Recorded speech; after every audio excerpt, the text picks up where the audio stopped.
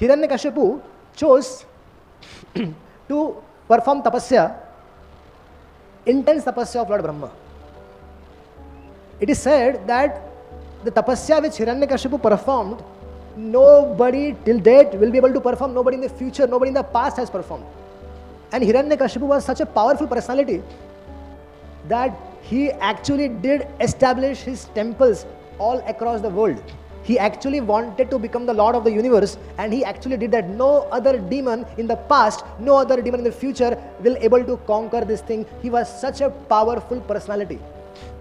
Even in the recent movie also, there is not been mentioned about this, but actually this is a very fact that Hiranyakasipu established his temples, established that nobody was able to recite the names of the Lord, only his name was chanted. He actually became Bhoktaram Yagya Tapasam Sarva Loka Maheshwaram. He actually was enjoying the fruits of all the sacrifices. All the sacrifices were actually meant for him.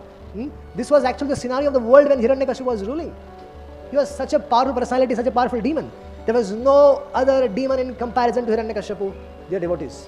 This is what Shastra says.